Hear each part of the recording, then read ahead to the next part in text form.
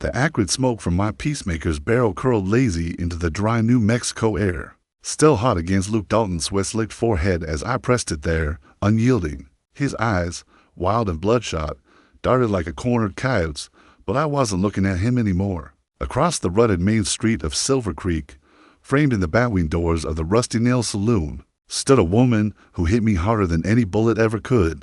Eliza Thornton. My God, Eliza. Her auburn hair was pulled back in that no-nonsense bun she always favored, but those green eyes sharp as emeralds in the sun locked onto mine, pulling me back through years of dust and regret. Blood trickled from Dalton's ear, where my shot had nicked him clean, a warning more than a kill. He was mumbling something low and vicious about his brothers riding into even the score, their gang's wrath like a storm on the horizon. But the world faded to nothing but her. Eliza's chest rose and fell quick under that modest calico blouse, the kind that hugged her curves just enough to remind a man of what lay beneath. Her full lips parted in what looked like shock, or maybe recognition, stirring up that old, forbidden fire I'd buried deep in my gut for 5 long, lonesome years on the trail. Years of chasing bounties, dodging lead, and trying to forget the one woman who'd ever made me feel like more than a gunslinger. With a price on his head, she'd been 30 when she first took pity on me, a scruffy 18-year-old orphan scraping by in that dusty one-room schoolhouse, teaching me to cipher numbers and read wanted posters so I wouldn't end up swinging from a rope. Now, at 45, widowed and standing there like a vision from a dream I didn't deserve, she was more beautiful than the Sangre de Cristo mountains at dawn. The lines around her eyes spoke of laughter and loss. Her figure softened by time, but no less intoxicating. Desire hit me like a stampede, raw and unrelenting, the kind that makes a man question every choice that kept him away, but I couldn't dwell. Dalton's whimper turned to a snarl. You think this ends here, Harlan? My kin'll paint this town red with your blood. I holstered my iron slow, never breaking eye contact with him. Ride out, Luke. Next time, I won't graze.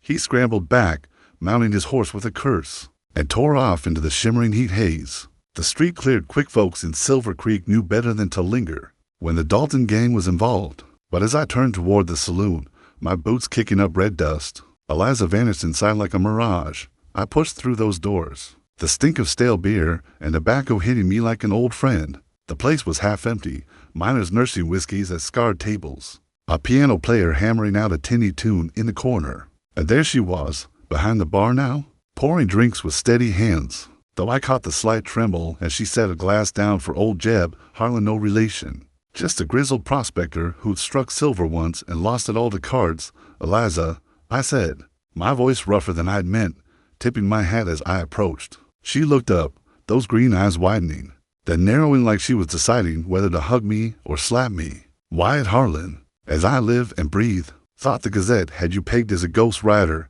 9 notches on your belt and all. I leaned on the bar, feeling the weight of every eye in the room. Legends grow tall in print. Came back to settle some ghosts of my own. Her lips quirked in that half smile I remembered, the one that used to light up the schoolroom on rainy days. But there was caution there, too, like a deer scenting a wolf. Silver Creek's changed, or maybe it hasn't. Still full of men like the Daltons, squeezing folks dry. She wiped her hands on her apron, glancing at the door as if expecting trouble. What brings you here, really? Not just to tip your hat to an old teacher, I reckon. I hesitated, the words sticking like thorns. How do you tell a woman you've carried her in your heart through every gunfight, every cold night under the stars, that her lessons weren't just numbers and letters, but hope? Heard about Doc Thornton. Cholera took him hard, they say. I'm sorry. Her face softened, but pain flickered deep in those eyes. 2 years gone. He was a good man. Wyatt tried to tame this wild land with medicine and kindness. She poured me a whiskey without asking, sliding it over. Our fingers brushed electric, like striking flint hand. I saw her breath catch. But life's a harsh mistress out here. Widow like me, I poured drinks to keep the roof over my head. Before I could respond, the door swung open again. In strode Deputy Silas Crow, a lanky fella with a mustache like a broom and a badge pinned crooked on his vest. He'd been a bully back in school, always picking on the smaller kids until I bloodied his nose one recess. Now he eyed me like I was yesterday's outlaw. Harlan, heard you was back. Stirring up trouble with Luke Dalton already? Just keeping the peace, Deputy, I said, even sipping my drink. Eliza shot him a look. Wyatt's an old student. Silas, No need for badges in here. Crow snorted, ordering a beer. Old student, huh? Folks talk. Mrs. Thornton, a marshal with your reputation cozying up might not sit well. I felt my jaw tighten, but Eliza beat me to it. Mind your own, Silas, or take your business elsewhere. He grumbled, but backed off, slinking to a table with a couple of ranch hands Tom Riley and his brother Buck, sturdy types who worked the Lazy J spread outside town. They nodded my way, respectful. Word of my bounties had traveled. As the afternoon wore on, the saloon filled with the hum of conversation. I lingered, nursing my drink, stealing glances at Eliza as she worked. Her movements were graceful, efficient, like she was still at the blackboard. But there was a weariness in her shoulders, a loneliness that mirrored my own. "Why'd you come back?" she asked finally, during a lull, leaning close enough I could smell the faint lavender on her skin. "Honest? For you." The words hung there, bold as brass. Her cheeks flushed, and she looked away. "Wyatt, I'm 15 years your senior. Was your teacher?" This town's got eyes everywhere, but I saw the spark in her gaze. The way her hand lingered near mine. "Age is just miles on the trail. Eliza, you've been my North Star through every storm." She bit her lip, torn. "It's not that simple. Doc's memory, and the Daltons, they're circling like vultures. Luke's been pressuring widows for protection money. Says his gang owns these parts now." Anger surged in me, hot and protective. Now while I'm breathing, that evening, as the sun dipped low, painting the sky in fiery oranges, I walked her home to a small adobe cabin on the town's edge, nestled against the foothills. The air cooled quick, carrying the scent of sage and distant rain. "You don't have to," she protested, but there was gratitude in her voice. Along the way, we passed Widow Mary Ellis, Liz's neighbor, rocking on her porch with a shotgun across her lap. "Evening, Mrs. Thornton." "Who's the tall stranger?" Mary called, her eyes sharp despite her age. "Wyatt Harlan, ma'am." Back from the trails, Mary's face lit up. "The bounty hunter? Heard you took down the Ramirez gang single-handed. Welcome home, son." Eliza smiled faintly. "Mary's been a rock since Doc passed. Watches out for me inside her cabin." Simple but warm, with woven rugs and bookshelves groaning under volumes, she lit a lantern. "Coffee?" I nodded, watching her move about the kitchen. The silence stretched, charged. "I never forgot you," I admitted, voice low. "Those lessons saved me, but it was you, the way you believed in a no-good kid." She set the pot down, turning to face me. Tears glistened. "You were never no good, Wyatt, just lost. But now, this pull between us, it's dangerous. Society don't take kindly to a widow and her former pupil." I stepped closer, heart thundering. "Damn society. I've faced down death. This feels like living." Our eyes locked, and for a moment, the world narrowed to us. Her breath quickened, lips parting as if to argue, but instead, she reached up, tracing the scar on my jaw from an old knife fight. "You've suffered," she whispered. Touch turned to embrace, tentative at first, then fierce. Her body pressed against mine, soft and yielding, awakening hungers I'd long denied. The kiss came natural, deep and desperate, tasting of whiskey and unspoken years. But she pulled back, gasping. "We can't. Not like this." Her eyes darted to a framed tintype on the mantel. Doc Thornton, stern and kind in his suit. Guilt washed over her face. "He deserves better than betrayal." I felt the sting, sharp as a whip. "He's gone, Eliza. We're here." But she shook her head, stepping away. "Please, go. Before we regret." I left, frustration boiling, the night air biting. But as I mounted my horse, shadows moved in the darkness. Riders, 3 of them, circling back toward town. The Daltons. My hand went to my peacemaker. Trouble wasn't done with Silver Creek tonight. The next morning dawned harsh, the sun baking the earth like an oven. I rode into town early, badge gleaming on my vest I'd pinned it back on after years of freelance hunting, figuring Silver Creek needed a marshal more than a drifter. The streets buzzed with talk of last night's near miss. Luke Dalton had been spotted skulking near the mines, rallying his brothers. I found Eliza at the schoolhouse, the old weathered building where it all began. Kids laughed outside, but inside, she was erasing the board, her back to me. "Morning," I said, hat in hand. She turned, surprise melting into wariness. "Wyatt, about last night. Save it. We got bigger problems." I told her about the riders. Her face paled. "They won't stop. Luke's been after my land. Says there's silver vein under it." Anger flared over my dead body. Before she could reply, hoofbeats thundered. In burst young Billy Tate, a freckled kid of 12, one of her students. Marshall Harlan. The Daltons there at the bank, robbing it blind. I cursed, grabbing my rifle from the saddle. Stay here, Eliza. But she followed, determination in her stride. This is my town too. The bank was chaos, gunshots echoing, folks scattering. Luke and his brothers, masks up, were hauling sacks of gold. Freeze, I bellowed, diving behind a wagon as lead flew. The shootout was fierce. I winged one brother, but took a graze to the arm, blood soaking my sleeve in the melee. Eliza appeared, shotgun in hand from Mary's porch. Get down, she yelled, blasting a warning shot that scattered them. Luke turned, spotting her. You. This ain't over, widow.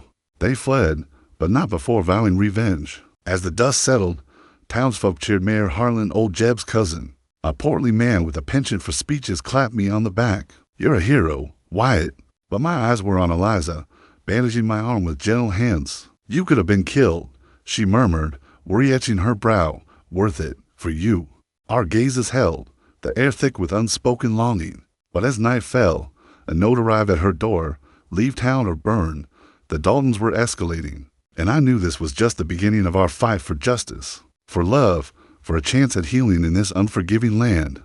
The threat in that crumpled note burned in my mind like a branding iron. As I stood guard outside Eliza's cabin that night, the moon hanging low over the jagged peaks of the Sangre de Cristo Range, Silver Creek slept uneasy, the wind whispering secrets through the mesquite, carrying the faint howl of distant coyotes. I'd sent Billy Tate home with a stern warning to his ma, but the kid's wide eyes lingered in my thoughts, innocence caught in the crossfire of greed and vengeance. Eliza had insisted on staying put, her chin set stubborn, but I saw the fear flickering in those green depths, the same fear that had shadowed her since Doc's passing. Come inside, she called softly from the doorway, her silhouette framed in lantern light, shawl draped over her shoulders against the chill. I hesitated, rifle cradled in my arms, scanning the shadows for any sign of the Daltons. Luke's party shot at the bank replayed. This ain't over, widow. It wasn't just robbery. It was personal now, aimed at her land, her life, and by extension, mine. Can't risk it, I replied, voice low. They're out there, waiting. She stepped out, barefoot on the cool earth, closing the distance. Wyatt, you're wounded. Let me tend that arm proper. Her touch on my sleeve was light, but it ignited that familiar spark, pulling me back to the unresolved heat of last night. I followed her in, the door creaking shut behind us, sealing out the wild for a moment. The cabin felt smaller in the quiet, the fire crackling in the hearth casting dancing shadows on the walls, lined with bookstomes on history, poetry, even medical journals from Doc's days. She guided me to a chair, unwrapping a hasty bandage from the bank graze. Flesh wound, she murmured, dabbing it with whiskey that stung like hell. But her proximity, the way her hair fell loose from its bun, brushing my skin, was a sweeter pain. You didn't have to come out swinging that shotgun today, I said, watching her work. Could have gotten hurt. Her eyes met mine, fierce. And let you face them alone? No, Wyatt. We're in this together now, like it or not. The words hung heavy, laced with more than just the Dalton threat. Together, it echoed the pull between us, the forbidden thread weaving through years of separation. I'd ridden trails from Texas to Montana, honey bounties that filled my pockets but left my soul hollow, always chasing the ghost of her belief in me. Now, here she was, older, wiser, her beauty deepened by sorrow, and I wanted nothing more than to shield her from this storm. As she tied off the fresh bandage, our hands lingered. Eliza, I started, voice rough with emotion I'd long suppressed. Last night, I didn't mean to push, she sighed, sitting back, firelight gilding her features. It's not you, it's me. Doc was my anchor in this chaos. Losing him to that fever, it broke something. And you're a reminder of what I can't have. Youth, fire, a future without ghosts. I reached for her hand, callous fingers entwining with hers. Ghosts haunt us all. Mine are the men I put down, the choices that made me a marshal instead of a farmer. But you gave me light when it was darkest. Tears welled in her eyes, spilling over. 15 years, Wyatt. What would folks say? Widow Thornton and her prodigal student? I'd lose everything, my teaching post, my respect. Screw respect if it chains you, I growled, pulling her closer. The air thickened, charged like before a thunderclap. Her breath hitched as I cupped her face, thumb tracing her lip.